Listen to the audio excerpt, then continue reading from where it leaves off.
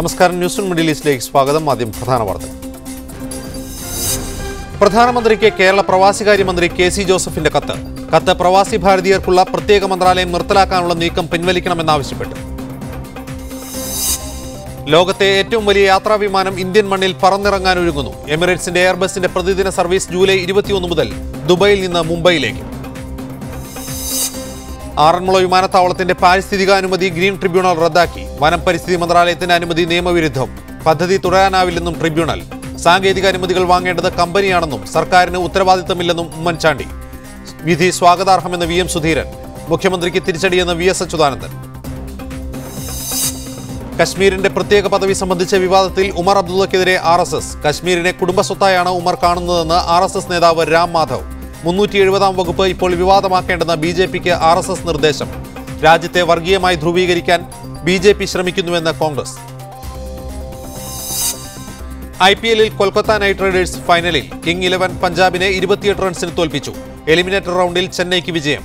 Bangladesh പര്യടനത്തിലുള്ള Indian ടീമിനെ സുരേഷ് റെയ്ന നയിക്കും. സഞ്ജു സാംസൺ ടീമിലില്ല. ഇംഗ്ലണ്ടിനെതിരായ ടീമിൽ ഗൗതം ഗംഭീർ തിരികെയെത്തി. ഏറെ നാളത്തെ കാത്തിരിപ്പിനൊടുവിൽ ലോകത്തെ ഏറ്റവും വലിയ യാത്രാ വിമാനം ഇന്ത്യൻ മണ്ണിൽ പറന്നിറങ്ങാൻ ഒരുങ്ങുന്നു. എമിറേറ്റ്സിന്റെ എയർബസ് A380 വിമാനം ജൂലൈ 21 മുതൽ മുംബൈയിലേക്ക് പ്രതിദിന സർവീസ് തുടങ്ങും. ആഡംബരത്തിന്റെ അവസാന വാക്കായ ഡബിൾ ഡക്കർ വിമാന സർവീസിന് കേന്ദ്ര വ്യോമയാന മന്ത്രാലയം ഏർപ്പെടുത്തിയിരുന്ന വിലക്ക് അടുത്തിടെ നീക്കിയിരുന്നു. ഇതോടെയാണ് എമിറേറ്റ്സ് സർവീസ് തുടങ്ങാൻ കളമൊരുങ്ങിയത്.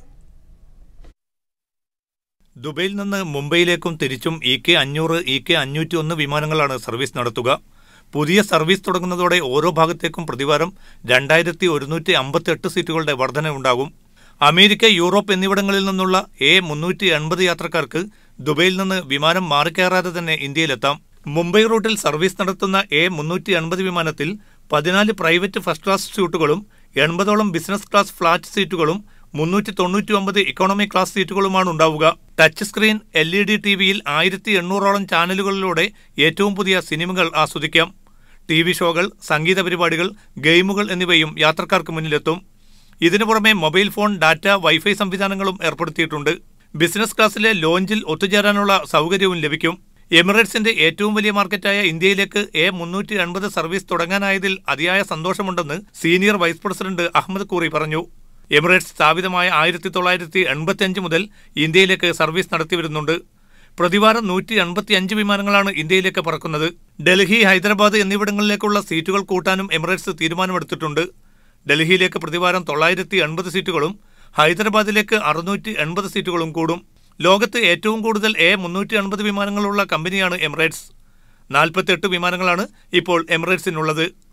Media 1, Dubai. റിക്ടർ സ്കെയിലിൽ 6 വരെ രേഖപ്പെടുത്തുന്ന ഭൂകമ്പങ്ങളെ പ്രതിരോധിക്കാൻ ശേഷിയുള്ള രീതിയിലാണ് അബുദാബിയിലെ കെട്ടിടങ്ങൾ നിർമ്മിച്ചിട്ടുള്ളതെന്ന് മുനിസിപ്പൽ അധികൃതർ അറിയിച്ചു. തലസ്ഥാന എമിറേറ്റ്സ് ഭൂകമ്പ കമ്പന മേഖലയ്ക്ക് പുറത്താണ് സ്ഥിതി ചെയ്യുന്നത്. അയൽരാജ്യമായ ഇറാനിലെ ഭൂകമ്പങ്ങളിൽ രാജ്യത്തിന്റെ വിവിധ കെട്ടിടങ്ങളിൽ കുലുക്കം അനുഭവപ്പെട്ട സാഹചര്യങ്ങളിൽ ഭൂകമ്പങ്ങളെ എങ്ങനെ നേരിടണം എന്ന വിഷയത്തിൽ നടന്ന സെമിനാറിൽ സംസാരിക്കുകയായിരുന്നു മുനിസിപ്പൽ അധികൃതർ.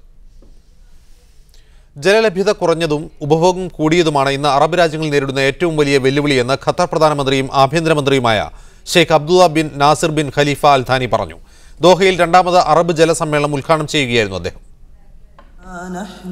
രാജ്യത്തെ മുഴുവൻ ജലസ്രോതസ്സുകളും സംരക്ഷിക്കുന്നതിനും കാര്യക്ഷമമായ ജല ഉപഭോഗം ഉറപ്പുവരുത്താനും ഖത്തർ ശക്തമായ നടപടികൾ സ്വീകരിച്ചു വരുന്നതായാണ് പ്രധാനമന്ത്രിയും ആഭ്യന്തരമന്ത്രിയുമായ Sheikh Abdullah bin Nasser bin Khalifa Al Thani വ്യക്തമാക്കിയത്. ഒരേ സമയം ജലസ്രോതസ്സുകളുടെ എണ്ണം കുറഞ്ഞതും വെള്ളത്തിന്റെ ഉപഭോഗം കൂടിയതുമാണ് അറബ് മേഖല അഭിമുഖീകരിക്കുന്ന പ്രധാന വെല്ലുവിളിയെന്നും അദ്ദേഹം പറഞ്ഞു. ദോഹയിലെ റിറ്റ്സ് കാൾസൺ ഹോട്ടലിൽ നടക്കുന്ന 2ാമത് അറബ് ജലസമ്മേളനം ഉദ്ഘാടനം ചെയ്ത് സംസാരിക്കുകയായിരുന്നു അദ്ദേഹം. ഭാവി തലമുറയെ മുന്നിൽ കണ്ടുകൊണ്ടുള്ള പ്രതിവിധികളാണ് ജലക്ഷാമം പരിഹരിക്കാൻ അറബ് മേഖല സ്വീകരിക്കേണ്ടതെന്ന നിർദ്ദേശങ്ങളും യോഗത്തിൽ ഉയർന്നു. ലോകത്തെ ഏറ്റവും പുതിയ സാങ്കേതിക വിദ്യയുടെ സാധ്യതകളാണ് സമ്മേളന പ്രതിനിധികൾ പങ്കുവെക്കുന്നതെന്ന് കഹ്റാമ ജലവൈദ്യുത പദ്ധതികളുടെ തലവൻ എഞ്ചിനീയർ അംബാർ മുബാറക് പറഞ്ഞു. And all participants came with new technologies and their experience in their countries. So we are all here to share this information and each individual, I think he has to get benefit from this. ഖത്തറിലെ ജലവൈദ്യുതി വിതരണ കമ്പനിയായ കഹ്റാമയുടെ മേൽനോട്ടത്തിൽ ഊർജ്ജ ജലമേഖലകളിലെ വിവിധ കമ്പനികൾ പങ്കെടുത്ത എക്സിബിഷനും നടന്നു. 3 ദിവസം നീണ്ടു നിൽക്കുന്ന ജലസമ്മേളനത്തിൽ വിവിധ അറബ് രാജ്യങ്ങളിലെ ഭരണതലത്തിലെ പ്രമുഖർ പങ്കെടുക്കുന്നുണ്ട്. വെള്ളത്തിനു വേണ്ടിയുള്ള യുദ്ധങ്ങൾ വിദൂരമല്ല എന്ന മുന്നറിയിപ്പാണ് 2ാമത് അറബ് വാട്ടർ ഫോറം നൽകുന്നത്. അറബ് ലോകത്ത് വരാനിരിക്കുന്ന സമഗ്രമായ വികസന കുതിപ്പുകളെയും ഫോറം ചർച്ച ചെയ്തു. ദോഹയിൽ നിന്നും മുജീബ് റഹ്മാൻ, മീഡിയ 1. പ്രവാസി ഭാരതീയർക്കായുള്ള പ്രത്യേക മന്ത്രാലയം നിർത്തലാക്കാനുള്ള നീക്കം പിൻവലിക്കണമെന്നാവശ്യപ്പെട്ട് സംസ്ഥാന പ്രവാസികാര്യ മന്ത്രി KC ജോസഫ് പ്രധാനമന്ത്രിക്ക് കത്തയച്ചു. മന്ത്രാലയം വേണ്ടെന്ന് വെച്ചത് ന്യായീകരിക്കാൻ കഴിയുന്നതല്ല. സമ്പദ്ഘടനയിൽ നിർണായക പങ്കുവഹിക്കുന്ന പ്രവാസികളോടുള്ള കടുത്ത അവഹേളനമാണ് ഇത്. വിദേശകാര്യ വകുപ്പിന്റെ ജോലിത്തിരക്ക് മൂലമാണ് പ്രവാസികൾക്കായി പ്രത്യേകം വകുപ്പ് രൂപീകരിച്ചതെന്നും മന്ത്രി അയച്ച കത്തിൽ ചൂണ്ടിക്കാട്ടി. UAE-യിലെ എല്ലാ പ്രവാസികൾക്കും സുപരിചിതമാണ് ഖോർഫുഖാനിലെ കാലിക്കറ്റ് ഹോട്ടൽ. എന്നാൽ അത്ര തന്നെ പഴക്കവും ചരിത്രവുമുള്ള മറ്റൊരു കാലിക്കറ്റ് ഹോട്ടലുണ്ട് റാസൽ ഖൈമയിൽ. അതിന്റെ വിശേഷങ്ങളിലേക്ക്. മാധ്യമങ്ങളിൽ ഇടം പിടിച്ചില്ലെങ്കിലും ഖോർഫുഖാനിലെ കാലിക്കറ്റ് ഹോട്ടലിന്റെ അത്ര തന്നെ ചരിത്രമുള്ള മറ്റൊരു കാലിക്കറ്റ് ഹോട്ടലാണിത്. റാസൽ ഖൈമയുടെ പഴക്കം എത്രയാണോ അത് തന്നെ ഈ ഹോട്ടലിനും കാണും. വേങ്ങരക്കാരൻ മുഹമ്മദ് ഹാജി 1953 സ്ഥാപിച്ച ഈ ഹോട്ടൽ റാസൽ ഖൈമക്കാർക്ക് തറവാട് പോലെയാണ്. മലബാരി ചായയും കുടിച്ച് ഈ വട്ടമേശയ്ക്ക് ചുറ്റുമിരിക്കാത്ത അറബികൾ റാസൽ ഖൈമയിൽ ഉണ്ടാവില്ല. പലരും രാത്രി വരെ ഇവിടെ തന്നെ കാണും.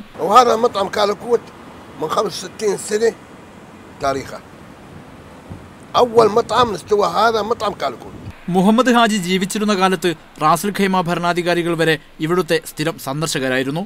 ഖോർഫുഖാനിൽ ലോഞ്ചിറങ്ങി റാസൽ ഖൈമയിലേക്ക് എത്തിയ പ്രവാസികളുടെയും വിവിധ എമിറേറ്റുകളിൽ നിന്നും അബ്ര വഴിയെത്തിയവരുടെയും വിശപ്പടക്കിയത് കേരളത്തിന്റെ മണമുള്ള ഈ ഹോട്ടലായിരുന്നു. 78-ൽ മുഹമ്മദ് ഹാജി മരണപ്പെട്ടതിന് ശേഷം ഹോട്ടൽ മക്കൾ ഏറ്റെടുത്തു. ബന്ധുക്കളുടെ കൈവശമുള്ള ഹോട്ടൽ സഹോദരിപുത്രൻ കൂടിയായ മൊയ്തീനാണ് ഇപ്പോൾ നോക്കി നടത്തുന്നത്. 30 വർഷത്തിലധികമായി മൊയ്തീൻ ചായ പാർന്നും സൽക്കരിച്ചും ഇവിടെയുണ്ട്. ഞാൻ വരുന്ന ഏകദേശം ഹോട്ടൽ ഇവിടെ ഇതേമാതിരി തന്നെയാണ്. അതിൻ്റെ മുന്നേ ഈ ഈത്തപ്പഴത്തിൻ്റെ പട്ടിയും കാര്യം ഇതൊക്കെ ഉള്ള അതേമാതിരി ഇതെന്ന് പറഞ്ഞു. പഴയ കാലത്ത് ശേഖന്മാരൊക്കെ ഇവിടെ വന്നിരുന്നു. പഴയ കാലത്ത് ആചാരങ്ങളാണ്. 100 കണക്കിന് ഹോട്ടലുകൾ പിന്നീട് വന്നെങ്കിലും റാസൽ ഖൈമക്കാരുടെ മനസ്സിൽ കാലിക്കറ്റിന് തന്നെയാണ് പ്രഥമ സ്ഥാനം. ചന്ദ്രനിലായാലും ആദ്യത്തെ ചായക്കട മലയാളിയുടേതായിരിക്കുമെന്നത് ഒരു അതിശയോക്തിയല്ലെന്ന് തെളിയിക്കുന്നതാണ് ഈ ഹോട്ടലിന്റെ കഥയും. ഖോർഫുഖാനിലെ മാത്രമല്ല റാസൽ ഖൈമയിലെ കാലിക്കറ്റ് ഹോട്ടലിനും പഴമയുടെ ഒരുപാട് കഥകൾ പറയാനുണ്ട്. UAE-യിലെത്തിയ പഴയകാല പ്രവാസികളുടെ അഭയകേന്ദ്രമായിരുന്നു ഈ കാലിക്കറ്റ് ഹോട്ടലും. റാസൽ ഖൈമയിൽ നിന്നും ഹാരിസ് അരിക്കുളം, മീഡിയ 1. UAE-യിലെ സിറിയൻ പ്രവാസികൾക്ക് പ്രസിഡന്റ് തെരഞ്ഞെടുപ്പിൽ വോട്ട് ചെയ്യാൻ അനുമതിയില്ലെന്ന് UAE വിദേശകാര്യ മന്ത്രാലയം അറിയിച്ചു. രാജ്യത്തെ സിറിയൻ എംബസിയിലോ കോൺസുലേറ്റിലോ ഇതിന് സംവിധാനം ഒരുക്കാനാവില്ലെന്നും അധികൃതർ പറഞ്ഞു. ജൂൺ 3-ന് നടക്കുന്ന പ്രസിഡന്റ് തെരഞ്ഞെടുപ്പിൽ പ്രവാസ ലോകത്ത് വോട്ടെടുപ്പ് പ്രക്രിയ നടക്കാനിരിക്കെയാണ് UAE-യുടെ തീരുമാനം. ബഷാറുൽ അസദിന് കീഴിൽ നടക്കുന്ന തെരഞ്ഞെടുപ്പ് വെറും പ്രഹസനം മാത്രമായിരിക്കുമെന്ന വിലയിരുത്തലിലാണ് UAE ഉൾപ്പെടെയുള്ള ഗൾഫ് രാജ്യങ്ങൾ. വെള്ളിയാഴ്ച നടക്കുന്ന ഷാർജ ഇന്ത്യൻ അസോസിയേഷൻ തെരഞ്ഞെടുപ്പിൽ കോൺഗ്രസ് കൂട്ടായ്മകളുടെ സ്ഥാനാർത്ഥി TA രവീന്ദ്രൻ നയിക്കുന്ന പാനലിന് പൂർണ്ണ പിന്തുണ പ്രഖ്യാപിച്ച് കോൺഗ്രസ് പ്രവർത്തകരുടെ യോഗം നടന്നു.